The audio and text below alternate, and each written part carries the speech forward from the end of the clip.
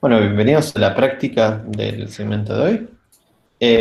Antes de eso quiero grabar una pregunta que me pareció copada. Eh, bueno, dos preguntas de hecho. Vamos a grabarlas así para posterioridad. La primera es de Bautista, dice, ¿en el parcial se toman temas de Python o programar? La respuesta es, explícitamente para programar, no. No nos interesa que entre en código ejecutable que haga tal cosa.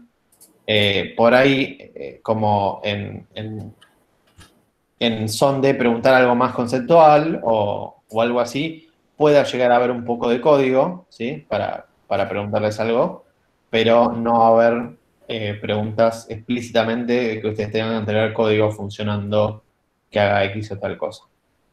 Después, hubo pregunta cómo es el parcial en algún modelo. Esta es la primera del 4, sé que no tenemos mucho de eso, pero va a ser un Google Form con verdaderos o falsos, y ustedes responden y justifican.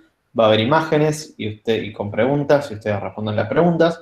Va a haber GIFs con preguntas, y ustedes responden las preguntas.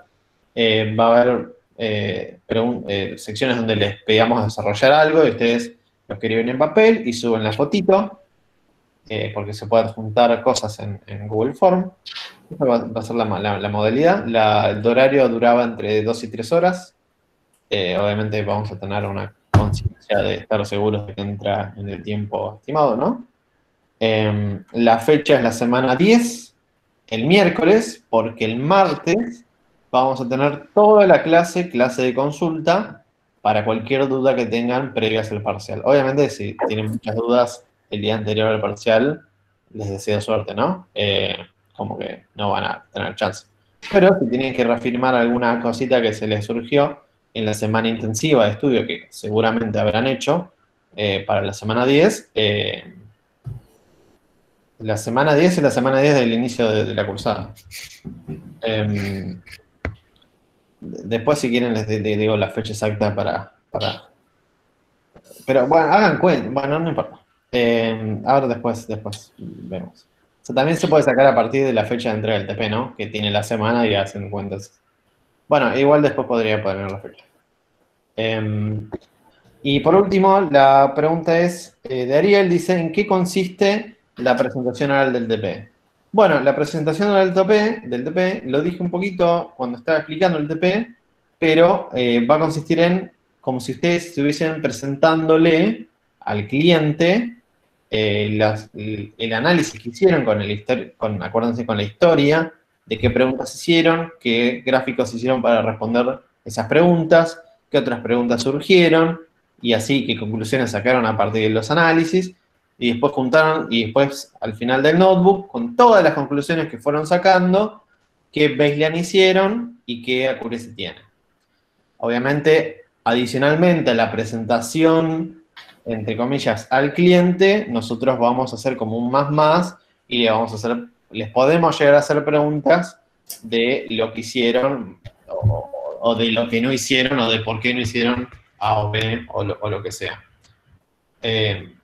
O sea, una cosa es lo que se sepan explicar ustedes, porque parte de la evaluación va a ser cómo se explican, ¿no? Porque un profesional debería ser capaz de expresarse correctamente. Así que parte de la práctica que ustedes me gustaría que se lleven de esto es que hablen y se expresen de una forma amigable para un cliente. Y adicionalmente nosotros le vamos a hacer preguntas del TP, de lo que hicieron, de por qué no hicieron esto, lo otro. Y Ariel pregunta, ¿la presentación va a ser en clase frente a todos? No, los vamos a dividir en pequeños grupos y vamos a hacer pequeños en el mismo horario ese, después vamos a tener que ordenar, ¿no? Algunos van a tener que esperar un rato largo, no sé, para 40 minutos, para empezar en la clase. Va a haber una clase entera, de esas 3 horas, les vamos a decir, ustedes conéctense a tal link, a tal horario, ¿no? Y se van a conectar y van a defender el TP. Y del otro lado vamos a estar los que estemos y vamos a hacer las preguntas. Y no va a ser enfrente de todos.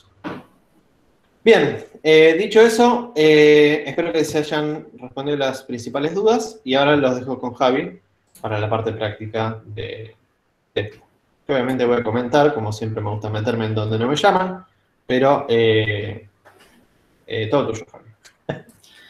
Bueno, arrancamos aquí. Un poquito la idea es ver todo lo que vimos en la práctica, en la teórica, perdón, verlo un poco más bajado a tierra con un dataset, con el código, ver qué nos ofrece scikit-learn de todo lo que hablamos y poder entender un poco más visualmente o más prácticamente lo que vimos. Entonces, un poquito la idea es que vamos a ver la parte de evaluación y selección de modelos, donde por un lado vamos a tratar de entender distintas métricas para evaluar la performance del modelo, y por otro lado vamos a buscar, digamos, hiperparámetros que nos dan el mejor modelo, ¿no? Bajo cierta métrica para nuestro problema. Entonces, como que son cosas que van muy juntas. Entonces, arrancando, lo que dijimos fue, bueno, armamos un dataset. Scikit-learn tiene un módulo que te permite generar datasets sintéticos. Entonces, arrancamos creando un dataset de clasificación, donde tenemos dos clases. Las tenemos desbalanceadas en una proporción de 0,8 y 0,2. Tenemos 1000 muestras, o sea, 1000 filas, 64 features. De esas 64, 16 están repetidas, 8 son informativas, 16 son redundantes y las otras son aleatorias, ¿sí? Y lo que estamos diciendo acá es, bueno, para el 4% de los samples vas a tirar la moneda. En vez de ir por algo, digamos, construyéndolo bien, vas a tirar la moneda. Entonces, bueno, para que sea repetible, le seteamos el random state, como hemos visto en su momento. Y lo que dijimos es, bueno, vean cómo se ve esto, ¿no? Lo bajamos a 2 dimensiones con PCA, lo graficamos y tenemos estas cosas que están medio como solapadas en el medio y están las puntas. Entonces, ¿cuál es la idea de fondo? Queremos clasificar estas cosas, ¿sí? Queremos ver estas cosas que están tipo mucho más azules que naranjas. Entonces queremos clasificarlos correctamente, todos, ¿no? Y lo que vamos a tratar de ver, vamos a acá jugar un poco con dos superparámetros de un árbol de decisión, ¿sí? Vamos a tomar distintos rangos de valores y lo que queremos ver es, bueno, qué tan bueno es el modelo entrenado con esa combinación de hiperparámetros, ¿no? Y qué tan bueno es, lo vamos a ver a través de una métrica. En este caso, vamos a usar Recursive, porque ya la conocimos y porque entendemos bien cómo se calcula. Entonces, revisamos. MaxDefs. Las profundidades máximas que vamos a evaluar van a ir entre 1 y 24, ¿sí? Y Mean Sample Leaf, otro hiperparámetro, va a ir entre 1 y 50. Entonces, para cada combinación de estos dos hiperparámetros, o sea, para cada valor entre 1 y 24 por entre 1 y 50, vamos a entrar en una decisión, lo vamos a evaluar contra un conjunto que dejamos de lado, que está en esta celda de acá, que después lo vamos a revisar un poco mejor, pero lo vamos a entrenar, lo vamos a... acá le estamos hablando del F1.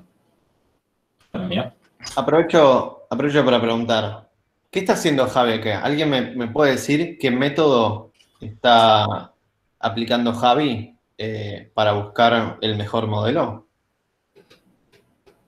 Acá. ¿Cómo? Entre esto y esto. Para que alguien respondió y justo le cortamos el... Acá Pablo dice grid, con pregunta. No, Pablo, tenés que ser más asertivo. Vendémelo. ¿Grid qué? Vendémelo. Grid. Grid search. ¿Grid Sí, qué cosa? doble for. Está usando un for. Claro, tal cual. Estoy recorriendo una grilla de combinaciones de hiperparámetros exhaustivamente.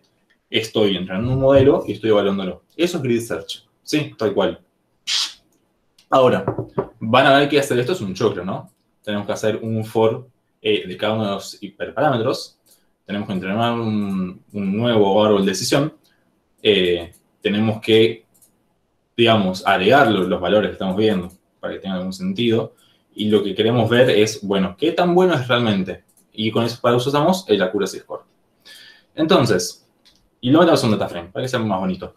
Después lo vamos a plotear, ¿no? Porque yo lo que quiero mostrar es, bueno, si yo recorro Mean Sample Leaf y la profundidad máxima del árbol, ¿cómo va variando? ¿Cómo es el score en cada uno de esos puntos, ¿no? Entonces, por ejemplo, si tenemos Mean Sample Leaf en 1 y MaxDef en 1, tenemos un valor que está más o menos en la parte naranjita. Está bastante bien, pero tampoco está tan bien, ¿no? Lo bueno es que no es terrible, ¿sí? Por ejemplo, terrible, ¿dónde sería? Acá. Esta línea de acá, que es súper oscura, lo cual nos indica que tenemos un valor muy bajo. ¿sí? Entonces sabemos que 44 de mean sample leaf no es un buen valor para nuestro problema, ¿no? Para nuestro modelo. Entonces, hay unas cosas que empiezan a quedar claras viendo esto, que es que vas a tener mínimos locales, vas a tener máximos locales, pero vos lo que querés, a fin de cuentas, es encontrar el mínimo o el máximo global. Si es mínimo o máximo depende de la métrica, ¿no? Si es accuracy, yo en realidad lo que quisiera es tener el máximo global. Tipo, encontrar la combinación perfecta de hiperparámetros, lo que me dé el mejor score. Lo cual no siempre va a ser posible, ¿no? Porque lo que decía Jorge al final de la teórica, el research puede volverse muy grande, muy rápido. Entonces, quizás no siempre vayas a poder verlo. Entonces,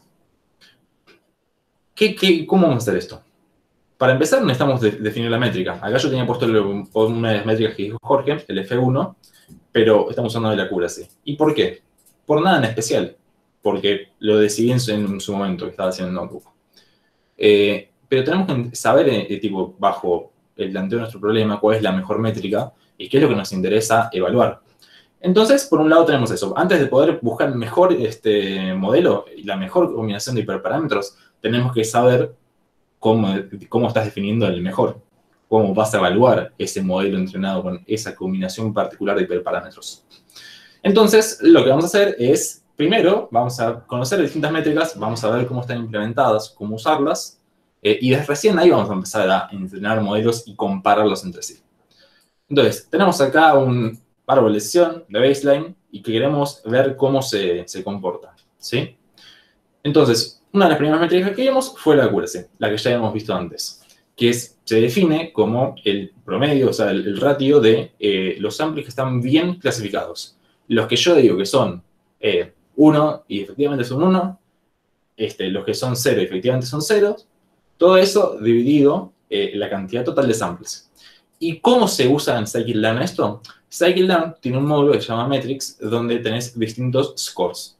Los scores básicamente reciben, por un lado, el true label, o sea, los valores de verdad de la clase, y por otro lado, reciben la predicción, ¿sí? Entonces la predicción se la estoy pasando directamente desde el... No es Markdown, esto es LaTeX directamente, embebido dentro del notebook. Dato curioso. Y tampoco fue tan diabólico porque directamente encontré que podés copiarlo y pegarlo de la documentación de Scikit-learn. Así que para mí fue un golazo eso. Entonces, viendo acá el accuracy score, lo que tenemos es básicamente que recibe siempre el iTrue, o sea, el verdadero valor, el iPred, y después algunos parámetros adicionales que dependen de la métrica. Y siempre más o menos es esto, es TruePred. Eso es una regla mnemotécnica que está bastante bueno acordárselo. Primero la verdad, después la predicción. ¿Y qué te dice? Bueno, te devuelve un score que es de tipo float, donde te calcula el valor, básicamente. ¿Sí? Te da unos ejemplitos, te da una explicación del resto de los otros parámetros que recibe. Pero lo que a nosotros nos interesa es esto, tipo, saber que le devolvemos eso. Después, otra métrica de las que vimos, que también la tiene implementada Scikit-learn y podemos usarla fácilmente, es la precision. La precision se calcula como los true positives dividido todos los positives, los true positives y los false positives. Acá quedan las definiciones, pero también están las slides de la teórica, que está bastante más bonito explicado. ¿Y eso cómo lo usamos? Acá esto está mal. Es el precision score. Todo esto, estos links, después cuando estén revisando el notebook, pueden navegarlos y los lleva directamente a la documentación oficial. Entonces, tenemos el precision score y explotó por todos lados. Precision is still defined and being set to 00 due to unpacked samples. Ok. A un lado de haber pisado algo. Probablemente esté con true positives en 0. Ahora decimos para todos 0, tal cual. Algo de ese estilo. Vamos a generar vuelta al dataset por las dudas. Me pasó miles de veces. O sea, Sí. clásico, entrenás el modelo y hardcodea o devuelve otro tipo de reglas, entonces te da 0 en true positives. Acá va. Bien.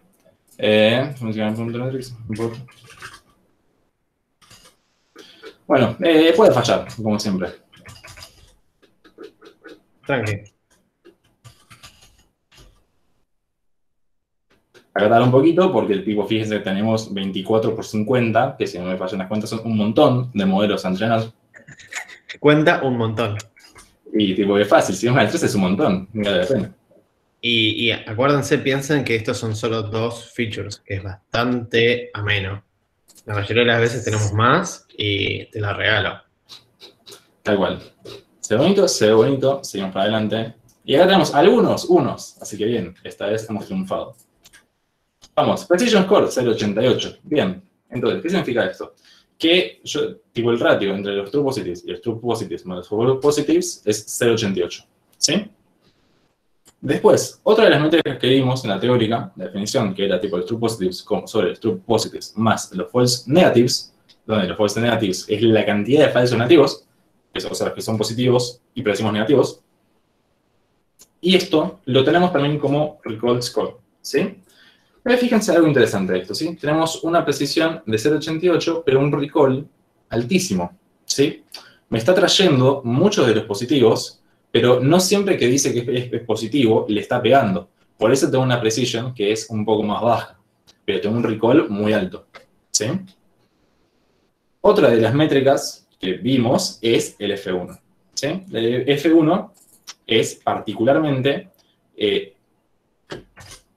acá es un 1, es 2 por la precisión por el recall sobre la precisión más el recall. Y lo que está bueno es que te junta 2 métricas, ¿no? El recall y la precisión. Ahora, ¿cuál es la interpretación matemática del F1? Es un caso particular de lo que se conoce como F-valores. La interpretación que le puedes dar es que es una media armónica ponderada de recall y precision. ¿Y esto qué significa? O sea, que me sigue sin decir nada. Lo que significa es que vos no siempre vas a darle la misma importancia a la precisión y al recall, ¿no? Entonces, los F-valores son una forma de decir, ok, ¿a qué le doy más importancia? ¿Al recall o a la precisión? Entonces, en particular, el F1, lo que estás diciendo es, tipo, es una media armónica ponderada equitativamente entre el recall y la precisión. Claro, tirame jerga que nadie entiende, Javi, gracias. Ahora, no, media armónica sabemos lo que es. Se ve en el CDC, me parece. ¿Ah, sí? Ok. No sé, no recuerdo el CDC realmente. Pero me suena a que lo hemos visto. Yo no recuerdo nada de la por eso. Nada, es una media ponderada de alguna forma entre la precisión y el recall, ¿sí? En particular, vos podés cambiarle el qué tanto te interesa uno el otro. Esos son los F-valores. Los F-valores son métricas donde decís, ok, voy a tirar un poquito más para acá, un poquito más para allá entre la precisión y el recall. Lo importante es que esté implementado, no tenemos que molestarnos, y lo que usamos igual que todo lo demás, y nos junta la precisión, recall, en un solo numerito.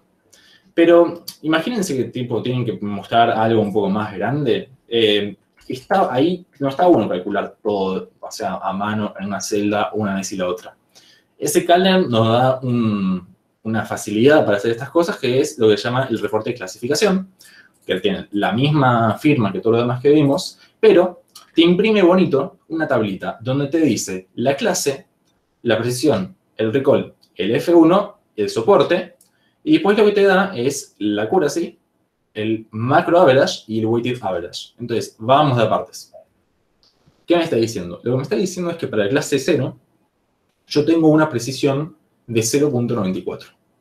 Para la clase 1, yo tengo una precisión de 0.88. Para la clase 0 tengo un recall de 0.97 y un recall de 0.79 para la clase 1, ¿sí? Y el soporte es la cantidad de muestras que tengo para cada una de las clases, ¿sí? Recordemos que estaba desbalanceado. Entonces tenemos 200 acá, 50 en el otro. Una proporción más o menos de 4 a 1, como le habíamos puesto. Ahora, la parte que quizás confunde un poco más es esta parte de la accuracy, la parte de abajo donde te dice el macro average y el weighted average. En soporte tenés siempre lo mismo, porque acá te está dando para todo. Pero, por ejemplo, el macro average lo que te está diciendo es, bueno, yo agarro y promedio los valores, ¿sí? O sea, entre estos dos hago el promedio. El recall, entre estos dos hago el promedio.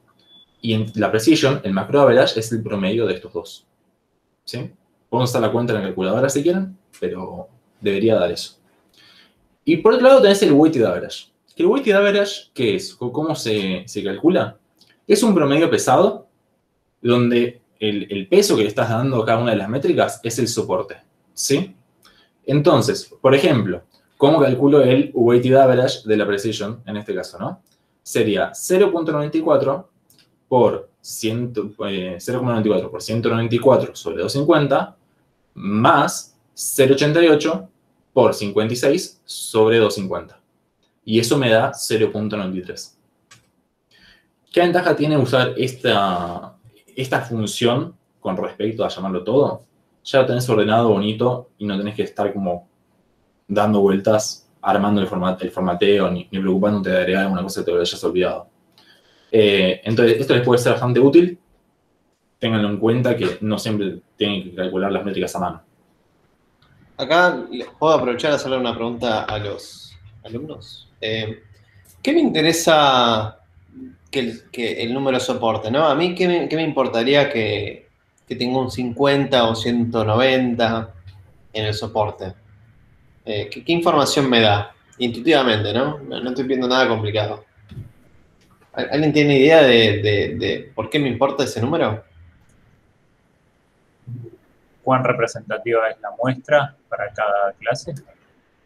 Tal cual. Se podría, sí, es una forma de ponerlo tal cual, Pablo.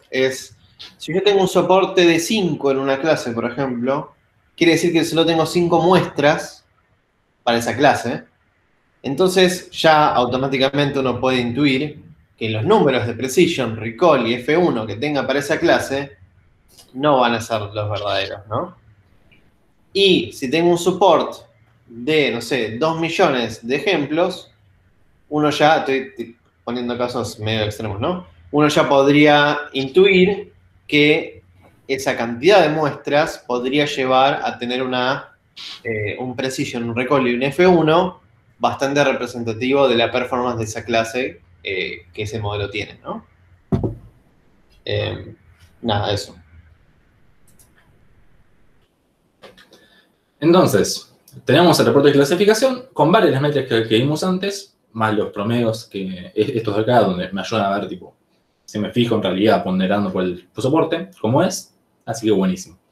Ahora, en la teórica también vimos la matriz de confusión, ¿sí? ¿Qué nos mostraba? Nos mostraba, por un lado, los que nosotros teníamos como level de la predicción, el level de verdad, y entonces queremos ver como, bueno, cuánto hay de cada lado. Una forma que podemos hacer esto es con sklearn.metrics.confusionmatrix y lo ploteamos con un heatmap de Seaborn como los que ya hemos visto. Ahora, ¿por qué lo ploteamos con un heatmap? Porque si nos fijamos, Confusion Matrix, ¿qué nos devuelve? Vamos a ponerle esto. Se me...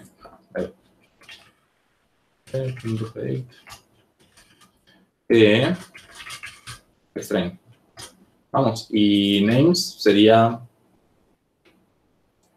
0 y 1. Le vamos a poner el cam de esto.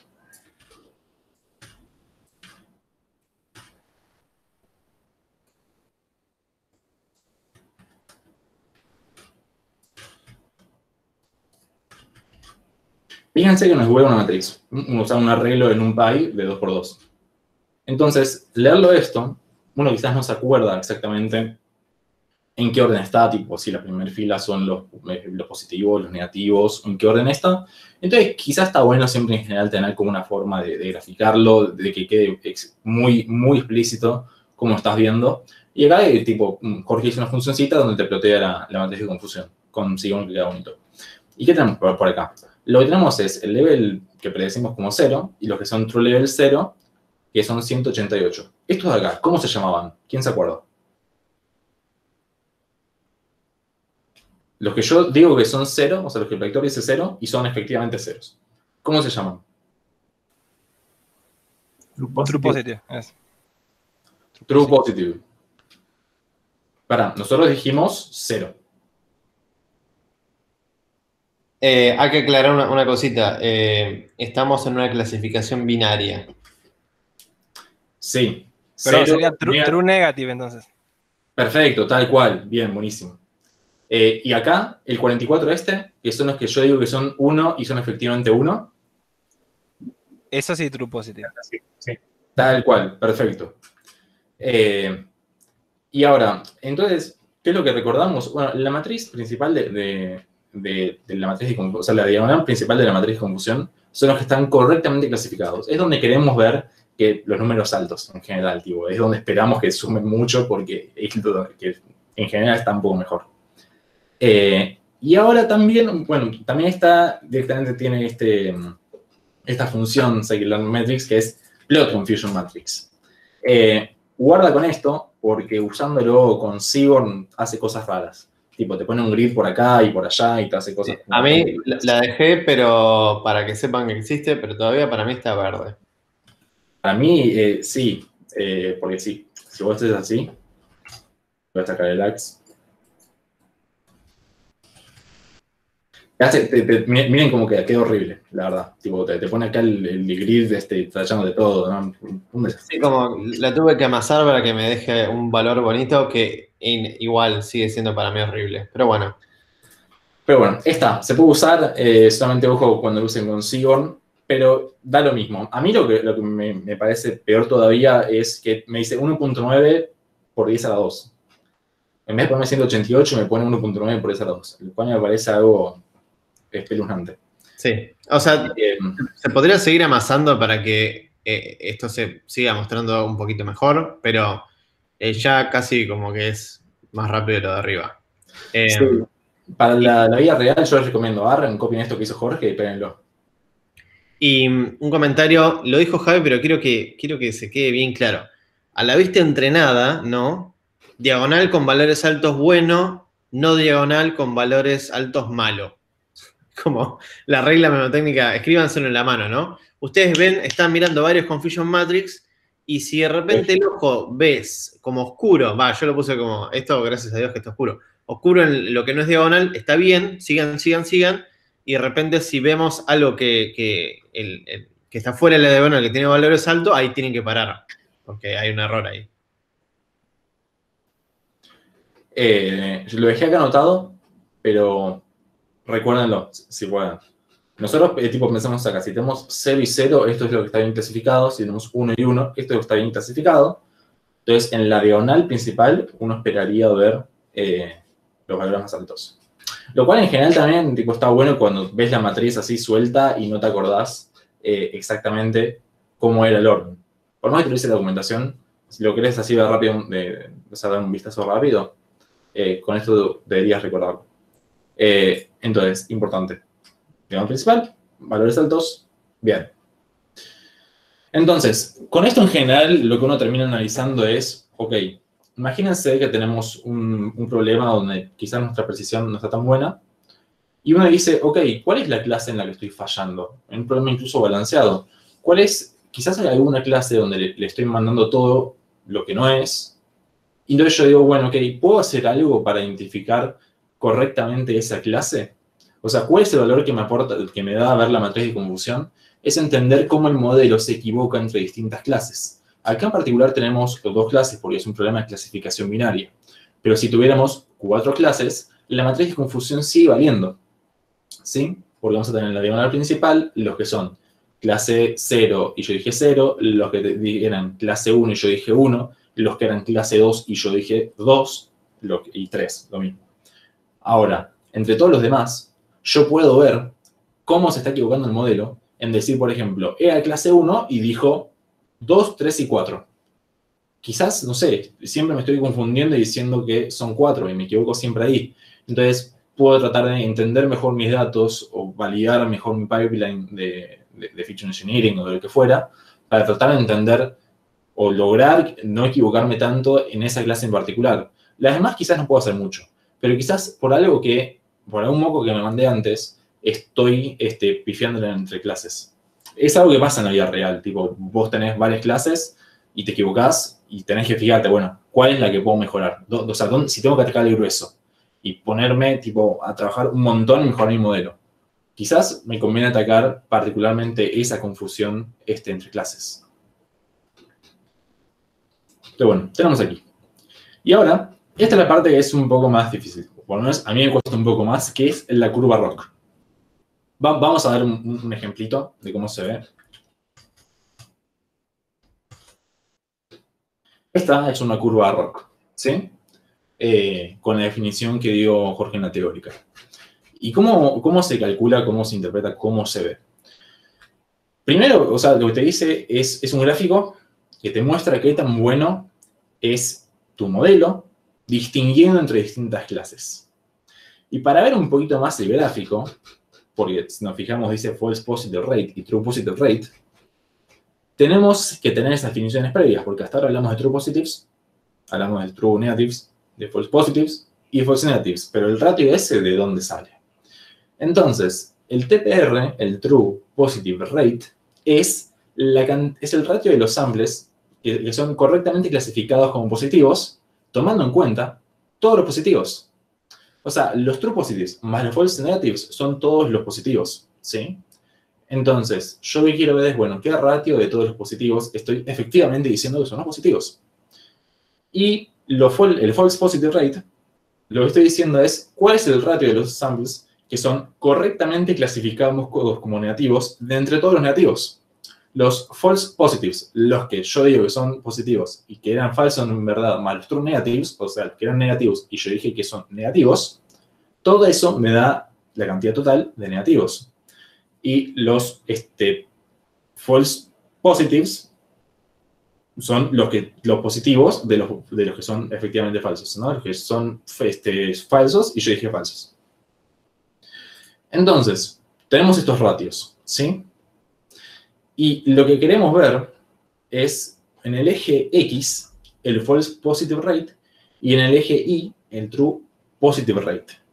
Lo que vamos a hacer es ordenar las predicciones por la probabilidad de ser positivos, que nuestro problema es clasificación binaria sigue valiendo, porque yo tengo o 0 o 1, soy como así, lo dejo cuadradísimo entre 0 y 1, y calculamos los valores para cada eje. En general, en la diagonal, lo que se muestra es lo que daría un clasificador aleatorio. ¿Recuerdan? Esta línea acá que comentó Jorge es lo que me da un clasificador aleatorio. ¿Sí? Scikit-learn tiene por un lado una función que te ayuda que te calcula la curva ROC, por otro lado tiene el ROC-AUC score, que es básicamente una métrica como la que teníamos antes, pero que lo que me da es el área bajo la curva. El ROC-AUC score, yo le paso mi I-true, mi I-predicción, y lo que me calcula es el área bajo la curvita, ¿sí? del ROC. Dejo también un link al user guide donde hay bastante explicación de cómo se interpreta, cómo se usa, de dónde viene y varios links interesantes. Pero a lo que vamos es, por un lado, bueno, tenemos esta función que lo que hace es, te plotea la curva. Acá puse un ejemplito de juguete. Entonces, veamos, por ejemplo, ¿qué pasa? Si yo tengo algo así, ¿sí? ¿Cuánto debería ser el área bajo la curva de esto de acá? ¿Quién quiere arriesgar? Yo le estoy pegando todo. Estoy haciendo, tipo, mi predictor es perfecto. Le pega a absolutamente todos los samples. 1. Alguien dice 0, alguien dice 1. ¿Quién dice 1 por qué y quién dice 0 por qué? Tenemos dos unos. ¿Alguno quiere comentar por qué?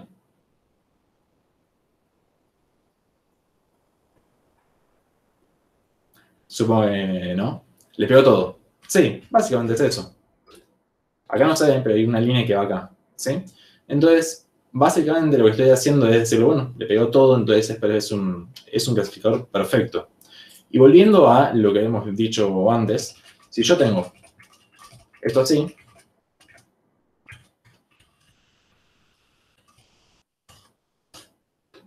entonces tengo área 0, ¿sí? Porque va por acá abajo. Entonces, tipo, es el antipredictor, tipo, estás haciendo todo mal. Ahora, pensemos un caso ligeramente más interesante. Tipo, ¿cómo funciona acá? ¿Qué está pasando? ¿Sí? Tenemos algo de este estilo. Ahora creo que tenía un tipo, ahí vamos un poco más. Menos aburrido. ¿Qué estamos haciendo acá? Lo que estamos diciendo es, si yo voy avanzando en el eje del false positive rate, ¿cómo avanzo? Recordemos que el false positive rate es sobre los negativos. Entonces, si yo voy avanzando, recién acá voy a encontrar uno que es efectivamente negativo, ¿sí? Entonces, el false positive rate claramente se va a partir en dos ese eje, porque solamente tengo en total dos elementos que son efectivamente negativos. Pero por otro lado, en el eje Y, que es donde tengo mi true positive rate, voy a tener tres separaciones, digamos, ¿no? Y que corresponden a estos tres valores. Ahora, si yo lo ordeno por valor de predicción, como habíamos dicho antes, lo que voy a terminar teniendo es acá, tipo, este 1 va a quedar acá, voy a tener este 0 acá, pero lo que importa es que yo voy a tener, para cuando llegué a 0.5 del false positive rate, o sea acá, lo que voy a haber tenido es 2/3 de true positive rate, ¿sí? Y cuando yo llegue a todo, o sea, cuando haya recorrido todo el arreglo y tipo tenga todo mi false positive rate chequeado, ahí voy a tener que ir a 1 también. Porque, digamos, ahí ya el ratio de los que vi son todos. ¿Cómo lo vemos en nuestro problema? Se ve algo así. O sea, con el clasificador que teníamos, el área bajo la curva es de 0.88.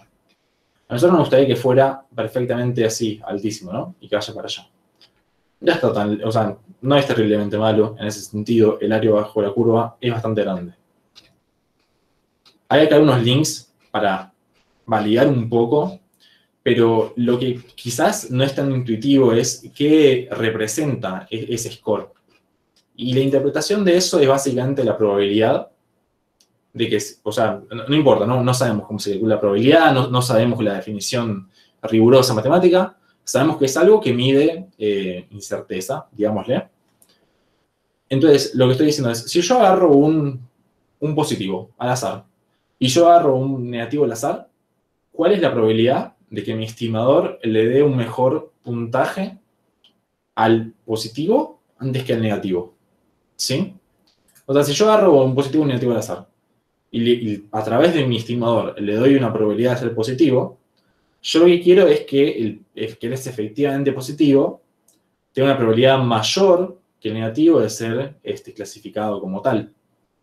Y yo quiero, bueno, entonces lo que estoy diciendo acá es la probabilidad de que efectivamente le esté agarrando un positivo y le esté dando un mejor puntaje que al negativo. Esto, si no estoy en prueba, no se preocupen si no se entiende. Es una interpretación como para dar un poco más de sentido a esto que a simple vista es como bastante anti-intuitivo, ¿no? Porque, digamos, ¿por qué avanzaría así? ¿Por qué calcularía el área bajo la curva? ¿Quedó alguna duda de Rock? ¿Alguien se perdió totalmente? Levante la mano y lo vemos de vuelta. Este es el momento para realizarlo. Por ahí, parece que querés tirarte te lo resumo así nomás de curva Rock. Sí, así. Si hay alguno que se perdió. Te lo resumo así nomás.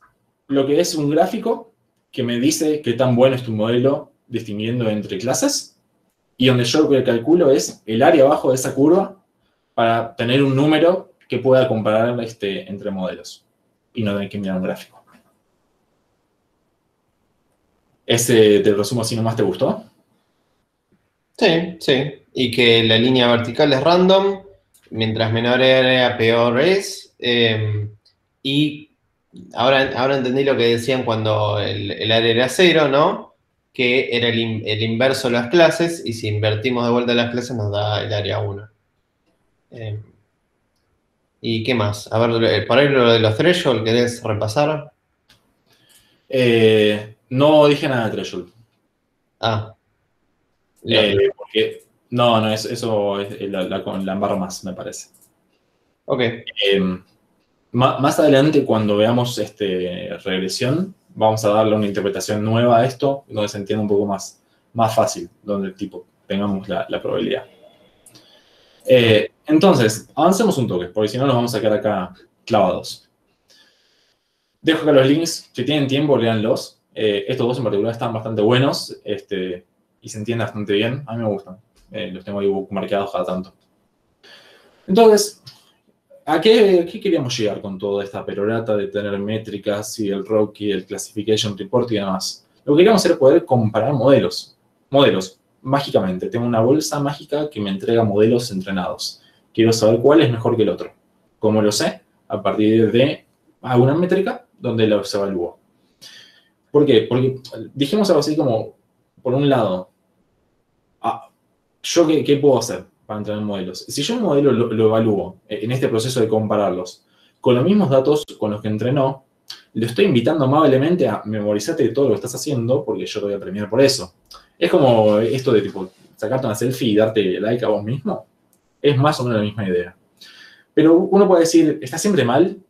Y la verdad es que no, porque hay muchas veces donde tenés cierta incerteza sobre si un modelo puede aprender de tus datos, sobre si tus datos son útiles o están bien. Y lo que haces en general es decir, bueno, agarro un modelo y lo trato de overfitear. Porque si logro overfitearlo es que algo puedes aprender de esos datos. Ahora, ese no va a ser un modelo que puedas poner en producción o usar para algo útil, jamás. Pero la idea de fondo es que en algún caso que otro puede llegar a valer. Pero no es el caso que nos interesa ver ahora, porque lo que queremos es tratar de evaluarlo realmente contra datos nuevos, para entender cómo se va a comportar nuestro modelo frente a cosas que no vio antes. Y ahí es donde entra en juego esto que dijimos de los faults, ¿sí? Esto de agarrar el dataset completo, partirlo en pedacitos y agarrar un pedacito para validar y todo el resto para entrenar. Y uno dice, ok, ¿cuántos faults hago? ¿Cuántos faults puedo usar? ¿3?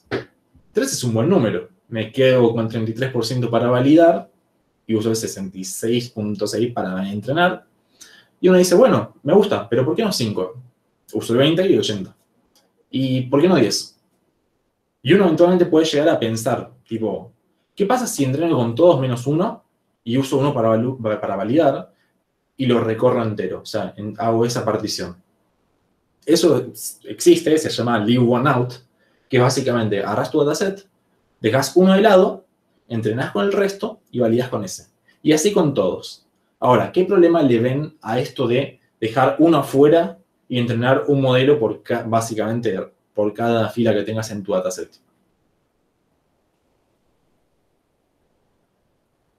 Tarda mucho, tal cual. Porque vas a básicamente entrenar el modelo, lleva un ratito. O sea, a nivel máquina quizás nada, depende también del tamaño de tu dataset, pero tarda mucho, por eso tenés que entrenar un modelo por cada uno. Entonces, en la mayoría de los casos reales, prácticos, esto no se puede hacer. Y ahí por eso usamos faults, tipo, con cierta cantidad, que es 5 o 10 con toda la furia, si tenés tiempo. Que básicamente, ¿cómo lo usamos? ¿Cómo lo vemos en Scikit-learn? Scikit-learn tiene otro módulo, como el de métricas, como los de estimadores, como los de árboles, que se llama Model Selection, selección de modelos. Y particularmente ahí lo que tiene es esta función que se llama kfold, que lo que hace básicamente es eso, te divide el dataset en k partes, te da los índices de entrenamiento, los índices de test, y eso vos los puedes usar. ¿Cómo lo usas? Vamos a hacer acá. Dejamos hardcodeados estos valores de los hiperparámetros. Y lo que decimos es, bueno, vamos a hacer con este kfold, donde estamos diciendo, hacete 5 splits. Le vamos a hacer al dataset original, al X, no al entrenamiento que habíamos armado antes, sino al dataset completo. Lo que decimos es que creamos un clasificador nuevo, lo entrenamos con los índices de entrenamiento y después vamos a calcular vamos a ver la accuracy del entrenamiento de los datos de test con los índices de test, ¿sí? Lo imprimimos, lo agregamos al resto y después calculamos el promedio de los 5 folds. Entonces, en el primer fold, que tenemos los índices, los tendríamos antes, nos da 0,88. En el segundo, 0,91. En el tercero, 0,94 y así. Y el promedio de todos los 5 folds es de 0,913. Bien. Está bien eso, ¿no? Suena bien. Pero pensamos un segundo en lo que dijimos al principio, exactamente acá, cuando creamos el dataset. Está desbalanceado, ¿sí? No tenemos la misma cantidad en ambos. Entonces, quizás pueda haber algo raro ahí. Veamos cómo es la realidad del objetivo. Esto es en el dataset completo. Esto es en el I total del dataset. Tenemos 78.3 de ceros y 21.7 de unos, ¿no? Y veamos cómo si K-fold, ¿qué se imaginan? ¿Mantiene las proporciones? ¿Alguien quiere arriesgar por sí o por no? Cuando veamos los folds que nos da K-fold, ¿va a haber mantenido las proporciones? Sí. Parece que sí, porque hay un 4-1 ahí, ¿no? Que resulta de hacer 5 divisiones, ¿no? O dividir por 5. Ok. Se me ocurre. Tenemos dos sí. Tenemos dos sí. Así que vamos a ver qué pasa. Revisamos con el K-fold normal. Fíjense que no hice ninguna trampa acá. Tengo el K-fold, 5 splits, le puse el random state. Y básicamente lo que hago es agarro el i en los time de index, en los 3 índices, y los ploteo. ¿Sí? Y miren qué pasó acá. ¿Les parece que mantiene la proporción original del dataset?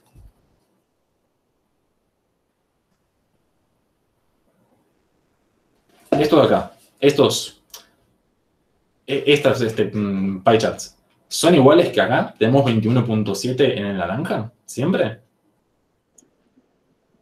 Son parecidos. Son parecidos. Me gusta ese optimismo. Yo los veo sospechosos, ¿no? Como que termina la ronda y deberíamos votarlos todos. Porque, ¿qué pasa? Son parecidos algunos, pero otros no. Fíjense Son recontra parecidos, no parecidos. Son muy parecidos. ¿A 21.7? Y difieren muy poquito. Difieren muy poquito. Este difiere en 10%. Bueno, ese. Ese es el que mejor está. Este sí. difiere en 4. Este difiere en 2. O sea, son parecidos, pero no necesariamente, ¿no? O sea, como que no todos los splits mantienen la proporción del dataset original. Algunos sí, pero no todos mantienen la proporción del dataset original. Y eso es un problema. Porque ¿qué significa? Que cuando me toque entrenar con validar con este split, que es de test, los resultados no van a ser válidos frente a la distribución original. Cuando entrene con este split, con este fold, no respeta particularmente la proporción original. Y si bien son parecidos, la conclusión de acá es que no necesariamente.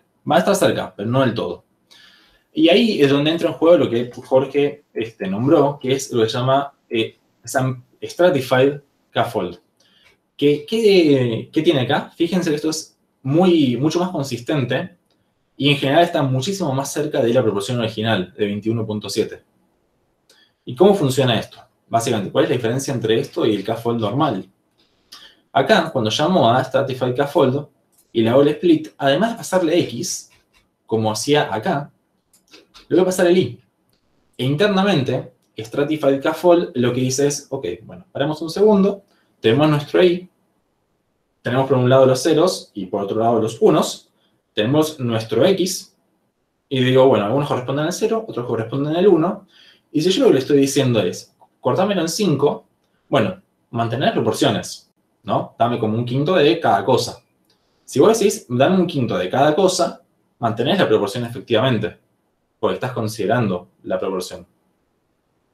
Pero si vos le decís, dame 5 de todo, y es como que más o menos le vas a pegar. Pero no necesariamente, tipo, puede salirte mal. Eso tiene un error asociado a esa forma de desamplear. Entonces, la moraleja de todo esto, la conclusión, el accionable, lo que tienen que llevarse es, si yo tengo clases ampliamente desbalanceadas, tengo que usar Stratified K-fold. Acá una observación que hace Hugo es que son solo 50 de una clase. Sí, eso es un problema. Podríamos revisarlo con números mucho más altos y en principio probablemente de mejor. También, o sea, depende de la proporción. Podríamos, si quieren, al final de clase revisamos con 100.000 samples y, no sé, un desbalanceo de 98.2. Eso en general te puede romper bastante las cosas. La moraleja, lo importante que tienen que llevarse, y quizás habiendo cursado prueba lo van a entender mucho mejor, pero básicamente acá es un tema de cómo estoy armando los folds, que me conviene respetar las proporciones del dataset original, que acá no necesariamente pasa. Y Stratified K-fold tiene esa inteligencia de decir, ok, manténme las proporciones porque estoy agarrando como un quinto de cada cosa. En el primero en los que pasa o se parece es por casualidad, porque obviamente si vos tomás aleatoriamente, se espera que se respete la proporción, aunque no necesariamente. En el segundo como que busca a propósito que sí se mantenga, digamos. Sería Sí, una cosa tal así, cual. ¿no? Sería algo de ese estilo, sí, tal cual. O sea, en el primero como estás agarrando al azar y tipo, en general le vas a pegar más o menos. Pues ¿hiciste prueba? Sí, Ok, bueno, pensalo como que acá lo que estás diciendo es, a cada elemento tengo la misma probabilidad de agarrarlo, ¿sí? claro. Yo tengo mi bolsita de cosas y yo digo, bueno, no distingo entre ninguno. Voy y agarro un quinto, así, me tapo los ojos y agarro un quinto de entre todos y saco. Más o menos le vas a pegar, pero no necesariamente. Fíjate acá, por ejemplo, tenemos esto de 31. Acá, tipo, tenemos una cierta variación, tenemos un cierto error asociado. Ese error se mantiene mucho más a raya cuando haces un sampleo estratificado, porque lo que se dice es, ok, no me tapo los ojos. Yo miro, me fijo en el i. ¿Este es un 0 o este es un 1? Ok, yo necesito llevarme tipo 4 ceros y un 1. Entonces voy a agarrar tipo hasta tener 4 y después 1. Y así. Y ya mantengo la producción del propósito. Lo otro que dices es cierto, o sea, más o menos le vas a pegar. Pero acá lo estás haciendo a propósito, para pegarle. La moraleja, quizás esto es mucha perorata de prueba que no es relativa, así que lo importante es la moraleja. Lo que tienen que llevarse para la vida, que es, si tenés un dataset desbalanceado como el que tenemos en este notebook, tenemos que hacer un sampleo estratificado para que sea válido cómo lo estás validando y que sea válido cómo estás entrenando también. Porque si vos tenés una distribución totalmente distinta entre lo que entrenás y la vida real, lo que vayas a ver después, quizás no vale mucho tu modelo.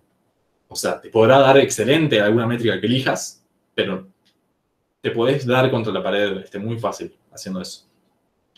Entonces, ahora sí, tipo, sabemos samplear, sabemos hacer false, sabemos, hicimos algún for para buscar hiperparámetros, tenemos métricas para decir qué modelo es mejor, tenemos todo. ¿Y qué podemos hacer ahora? Bueno, vamos a arrancar a hacer un for por cada hiperparámetro, lo cual es súper feliz cuando tenés 2 hiperparámetros o 1. Imagínense que tenés 8 hiperparámetros y que cada uno de esos 8 hiperparámetros puede tomar, no sé, 16 valores distintos. Eso se va al demonio rapidísimo, se vuelve inmanejable. Y uno dice, ok, bueno, ¿cómo mejoro esto? ¿No? Se pone a pensar. Yo digo, tengo una grilla de hiperparámetros, tengo cierta cantidad de combinaciones, y yo tengo que probar una a una y tengo que ver, tipo, el score. Y después me doy cuenta, claro, pero entrenar 2 modelos con 2 conjuntos distintos y evaluarlos es algo que no tiene nada que ver entre sí. Entonces yo lo puedo paralelizar. Puedo, tipo, si tengo 8 núcleos en mi máquina, puedo entrenar 8 modelos en paralelo y ahí voy 8 veces más rápido. Big Brain Time. Entonces, ¿qué termino haciendo? Bueno, tengo que escribir ese código, que es súper engorroso escribir el código que lo paraleliza en Python. Porque Python, no sé si saben, es un lenguaje que funciona todo en un hilo. Entonces, tenés que empezar a levantar procesos y tenés que empezar a manejar todo eso. Y si no tenés algunas facilidades, tenés que escribirlo. Malísimo, ya se me fueron todas las ganas. Encima, después de eso, Android Gauno tenés que hacer el sampleo estratificado, tenés que entrenar por cada fold del modelo con los hiperparámetros que le pasaste e ir guardando los valores. Qué fiaca, tipo, es un montón de código. Y no lo quiero escribir cada vez que haga algún modelito de un entrenamiento. Entonces, para nuestra suerte, ese cargar viene el rescate con Grid Search CB de Model Selection. ¿Qué es? Grid Search es de Grid Search y CB es de Cross Validation. Entonces uno lo ve y se pone súper feliz porque se ve 2 cosas. 1, me resuelve el problema de Grid Search y 2, me resuelve el problema del Cross Validation. Fantástico. ¿Y qué es lo que tiene de interesante? La interfaz de Grid Search CB es muy parecida a la de cualquier otro estimador de Scikit-learn. Básicamente tiene un fit para entrenar y un predict. Entonces, a mis ojos, no se ve muy distinto de cualquier otro estimador. ¿Pero qué recibe parámetros? Recibe un estimador base, que es un estimador que después va a clonar en cada una de las pruebas que haga. Lo otro que recibe es una grilla de hiperparámetros, obviamente, o sea, los valores que tenés que probar para cada hiperparámetro, que es un diccionario o una lista de diccionarios. Lo recibe un scoring, que básicamente es un string, si es una métrica que ya conoce. Tiene varias implementadas que le puedes decir, ok, usame accuracy, pero no le pasás la función. Le decís, accuracy como string. Un callable, o sea, alguna cosa que podés llamar y que tiene una firma determinada que te dice en la documentación, o alguna otra cosa. Lo otro que tiene es njobs. Njobs, ¿qué significa esto? Y es la cantidad de procesos que va a levantar. Es la cantidad es cuánto querés paralelizar. Por defecto, vale none y va a usar un solo proceso, pero vos podés ponerle -1 y te va a reventar la máquina y cada uno de los núcleos que tengas. Y CB es de cross validation, que es donde le indicas qué estrategia de cross validation querés usar. Acá, en la documentación te dice específicamente cómo funciona el bicho. Podemos correrlo, podemos verlo directamente acá, como solemos hacerlo.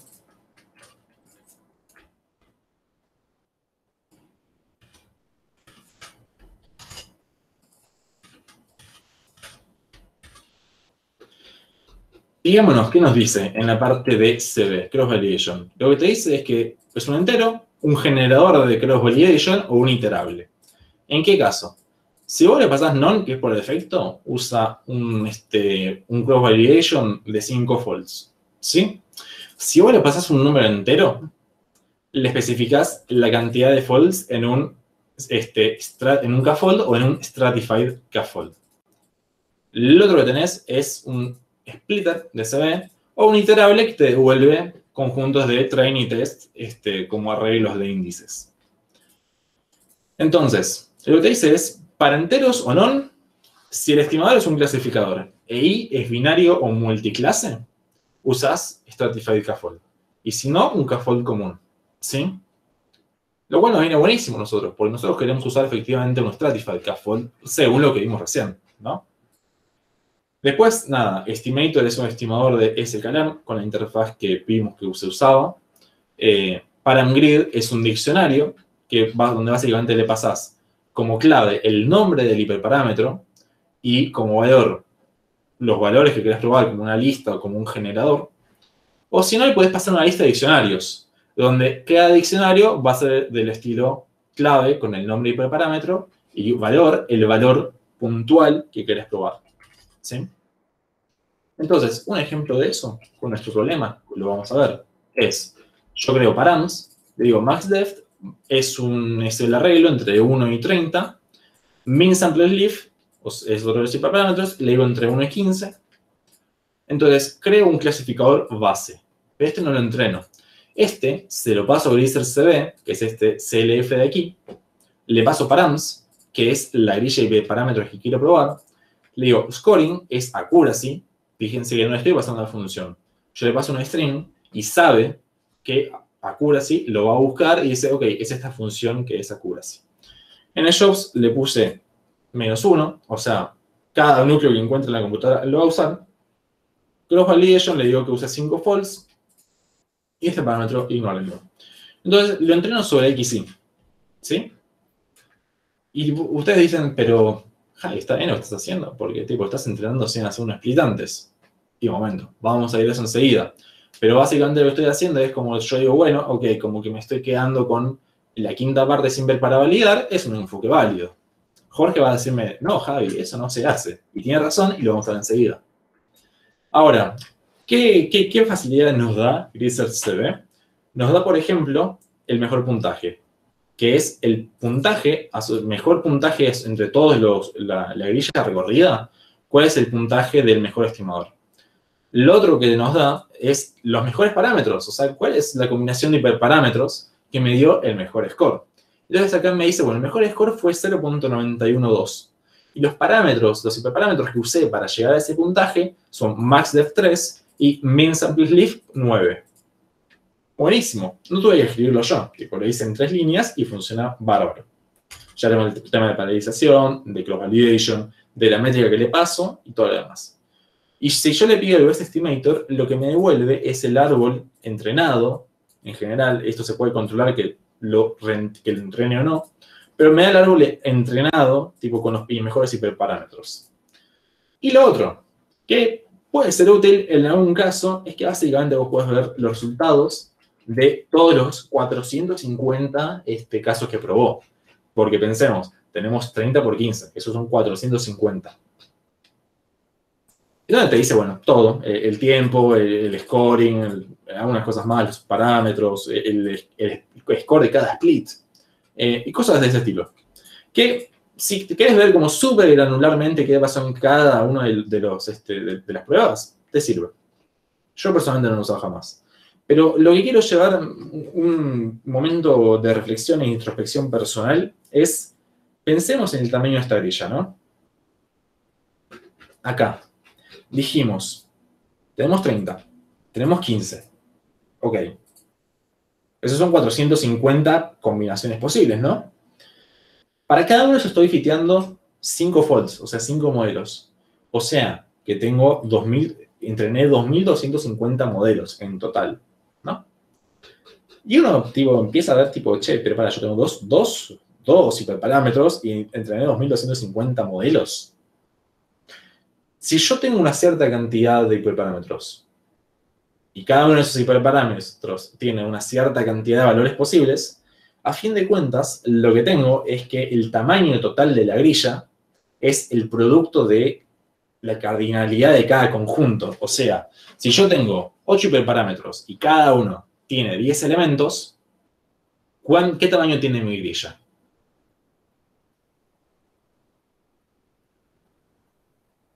¿Alguien? ¿Nadie? Tengo 8 hiperparámetros, cada uno con 10 elementos. ¿Cuántas combinaciones hay? 8 a la 10. Ahí Hugo comentó 8 a la 10. Para, ya me olvidé si había dicho 8 hiperparámetros con 10 elementos cada uno, que dije. Oh, y también dice 10 a la 8. Sí. Bueno, tiene que ser uno de los dos. No, pasa que no me acuerdo cuál dije. O sea, Jean se va a reír tipo, cuando lo vea, pero tengo muy mala memoria. Sí, yo dije 8 hiperparámetros y cada uno tiene 10, entonces va a ser 10 por 10. Por 10 a la 8.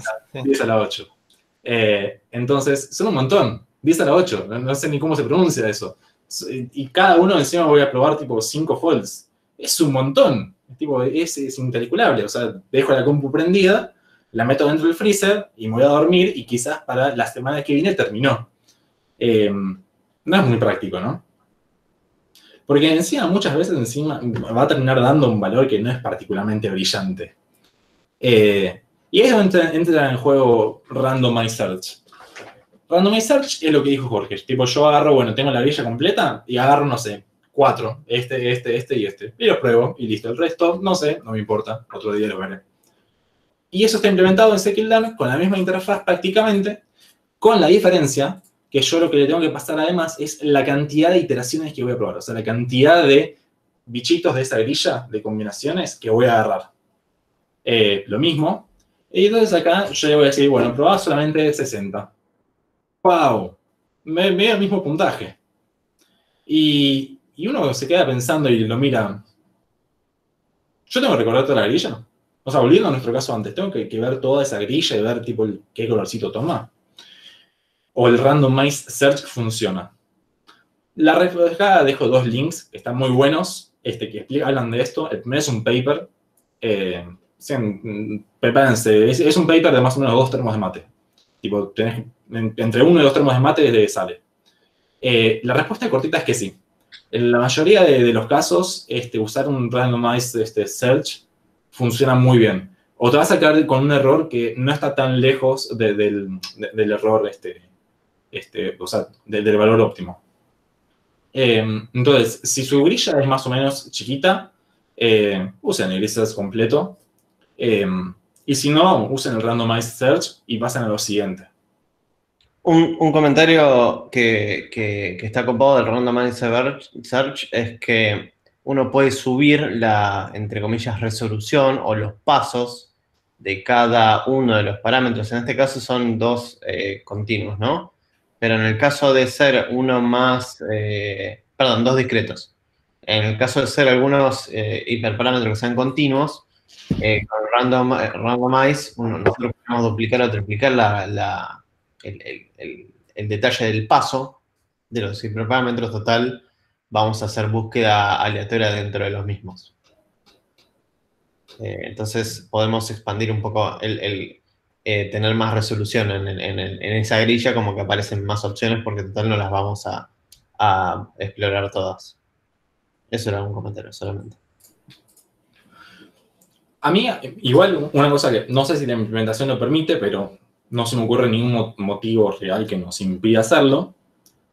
Si yo ya sé que probé, tipo el randomizer, yo soy el randomizer CB, y digo, me pasaron esta grilla, como me construyeron, ¿no? O sea, yo me vuelvo esta grillita de acá. Y yo entreno y pruebo 60. La siguiente vez, o sea, yo puedo volver a entrenar y no tengo por qué probar esos 60. Entonces, como que puedo hacerlo como progresivo, ¿no? Tipo, podría ir como quemando de a 50, 60 e ir guardando esos valores y decir, ok, yo esto ya los probé. Entonces, si vuelvo a fitear, como que no tengo por qué volver a probar esos valores. Entonces, uno puede como decirlo, bueno, me hago una primera pasada, pruebo 50, sigo con mi vida y con el resto del TP, y después, en todo caso, lo reentreno. No sé si la implementación lo hace, tengo el vago recuerdo de que sí, pero no hay ningún motivo por el cual no podría hacerlo. Si se entiende lo que digo. Entonces, volviendo a algo que Jorge no lo está diciendo, pero yo ya siento como me está retando. Me dice, che, pero vos tendrías que guardarte una pequeña partecita de tu set de datos inicial y decir, el modelo no tiene por qué verlos. En todo tu pipeline de entrenamiento no tiene por qué verlo el modelo. Entonces, vamos a hacerlo. Vamos a decir, bueno, ok, tenemos spliteamos XY, vamos a quedarnos con un set de test. Horrible esto. Vamos a quedar con un set de test del 10% y después vamos a hacer correr todo nuestro pipeline. Esta función, ¿qué hace básicamente? Lo que recibe es, tipo, vos le vas pasando vectores, le decís cuál es el tamaño de test y te devuelve primero los datos de train y después los de test. Stratify. Ok. Acá. Donde decía el ensayo Shuffle Stratify. Vamos a ponerle. ¿Qué le faltó ahí, Javi? ¿Me puede decir qué le faltó?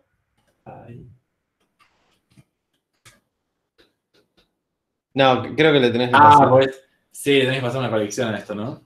Sí, creo que... ¿Like or none? Yo sí necesito las labels. Me parece. No. If not done, data is split in certified fashion. Use needs as the class labels.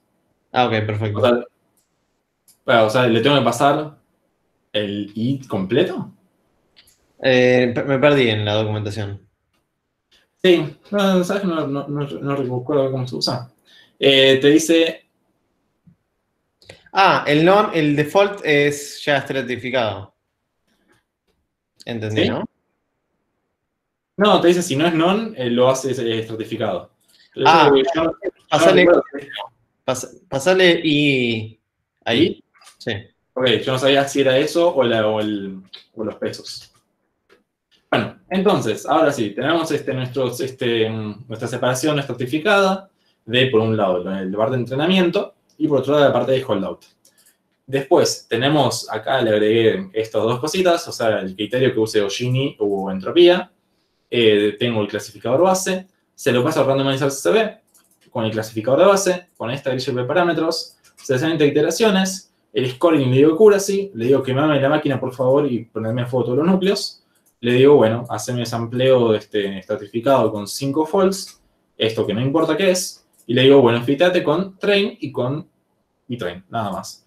Después evalúo los valores y después le digo, bueno, decime cuál es tu valor de holdout. Con estos datos que jamás viste, con este 10% que en tu vida te cruzaste, ¿cuánto te da? Y vemos que el holdout score nos da un poquito peor. ¿Sí? En general, vamos a ver que es un poquito peor. Dependiendo de qué tan bien anda nuestro modelo, qué tan bien hicimos las cosas, puede dar mucho peor o un poquito peor. Lo ideal es que dé un poquito peor nada más. Porque si no, puede haber un problema por otro lado. Pero la idea es esta. Acá tenemos un pipeline más o menos completo. Tipo, nos quedamos con una parte de holdout, evaluamos una cierta cantidad de parámetros, nos quedamos con el mejor en base a la accuracy y después probamos contra el holdout. Entonces, con esto, como ya, tipo, encima acá le tiro el classification report, le tiro un par de grafiquitos y ya está. Tipo, las filminas para la presentación quedan divinas. Así que esto es algo como bastante completo. Esto resume más o menos todo lo que vimos hoy. Y acá un comentario aparte es que hay algunos modelos donde uno puede decir, ok, yo además de tener la clase de la predicción, quizás me gustaría tener una medida de qué tan seguro estoy de que es efectivamente esa, ¿no? Como KNN que habíamos visto.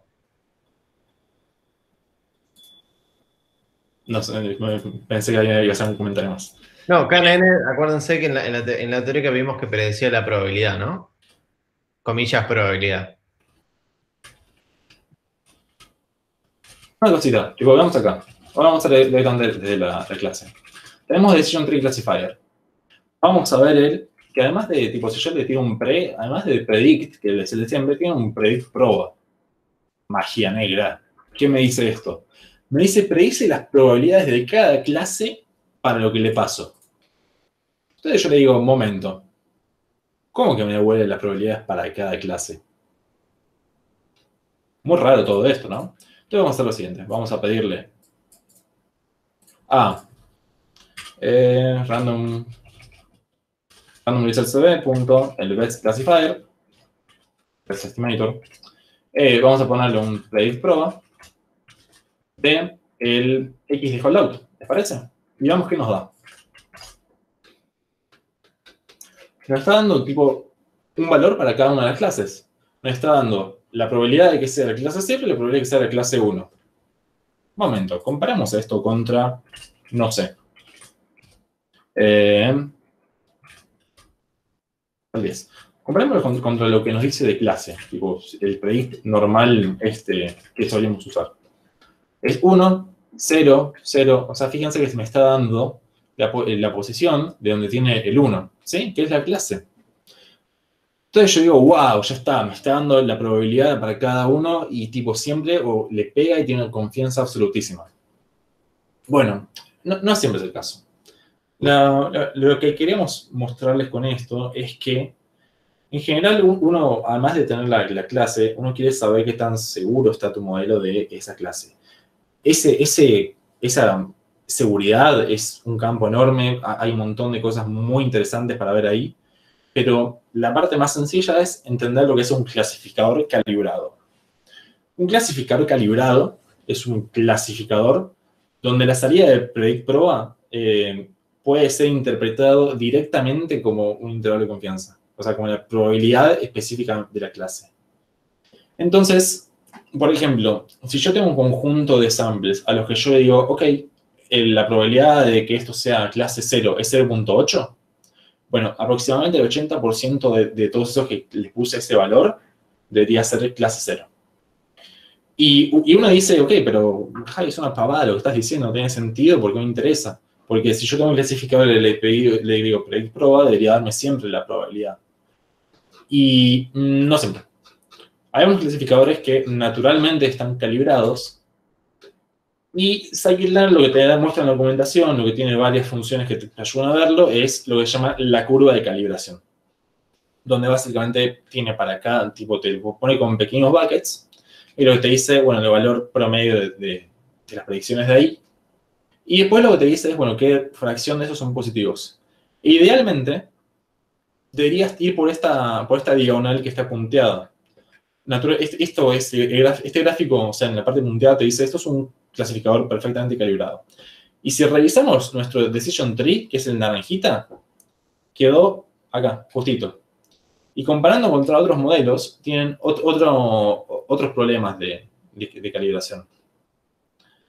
Entonces, la moraleja de esto, lo que tienen que llevarse es que si usan, en vez de el predict que me da la clase, me dicen, ok, dame la probabilidad de cada clase, ese predict proba, eso no necesariamente es ese score, ese puntaje, no es necesariamente la probabilidad de no se puede interpretar directamente como una probabilidad. Lo cual tiene algunas implicaciones que pueden depender mucho del contexto, pero algunos problemas reales que les puede llegar a tocar en el laburo, si ustedes lo interpretan así, pueden estar teniendo una visión bastante errónea de lo que su modelo realmente hace. Sí, de hecho yo rompí mucho para meter este segmentito, ¿sí? A mí en el laburo me pasa todo el tiempo que está la opción de, por ejemplo, tenés un modelo, ¿no? Y te dice, no, mira, deja que el cliente mueva un cierto threshold para su conveniencia y que cambie en base a la probabilidad que escupe el modelo, ¿no? Entonces, supongamos vamos al caso de la teórica del derrumbe, ¿no?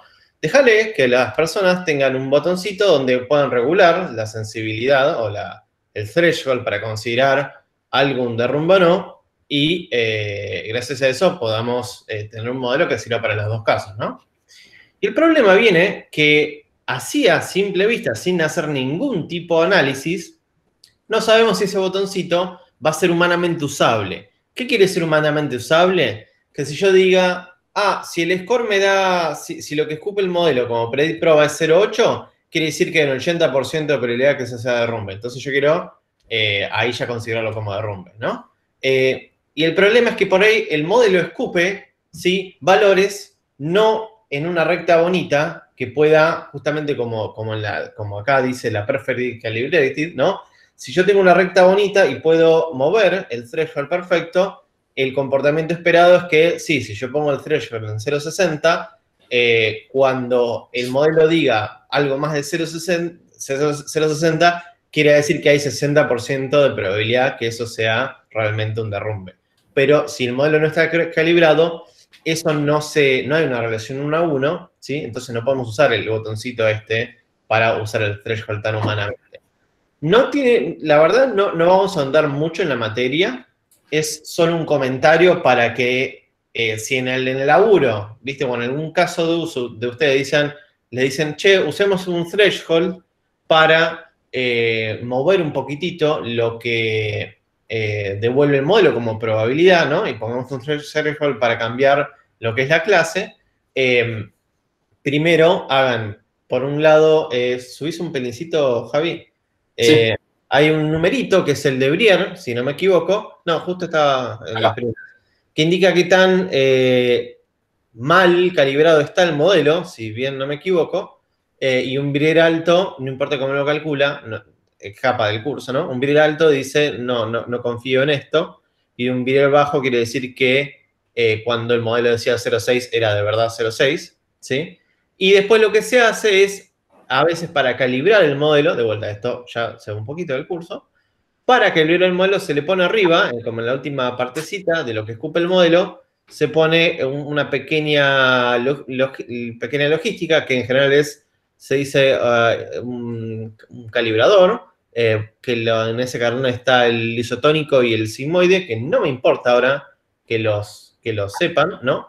Quiero que sepan que existen, que se usan esos dos, y debe haber otros más que desconozco. Y que con eso se ayuda un poquitito al modelo a calibrar idealmente. Por ahí no lo calibra, ¿no? Pero la teoría es que lo ayude a calibrar. Y esta sección es más como comentario. Es si en algún momento van a usar como la probabilidad de lo que devuelve un modelo y quieren usar un threshold para eso, fíjense que esté calibrado, y si no está calibrado, intenten calibrarlo. Y si sigue sin calibrar, digan, che, ojo que esto por ahí no da la sensación que ustedes piensan que va a dar, ¿no? Porque el usuario va a decir, no, te cambié de 0.6 a 0.65 y espero que tenga un 5% más de casos agarrados, ¿no? O no agarrados. Y si no está calibrado, no va a ser así. Si no se entendió mucho, tampoco no se maten, porque de vuelta, esta sección era más como un comentario de aplicación en la vida real de los modelos y el threshold. Si, en cambio, devuelven solamente el label, ¿no? de eso no derrumbe, o en este caso 0 o 1, ¿sí? Y no devuelven el score, no hay problema en este caso porque no tienen que fijarse si está calibrado o no. Bueno, eso era todo de lo que quería decir. Y aquí termina en perfectamente horario la práctica. Beautiful. ¿Alguna pregunta? ¿Alguna duda?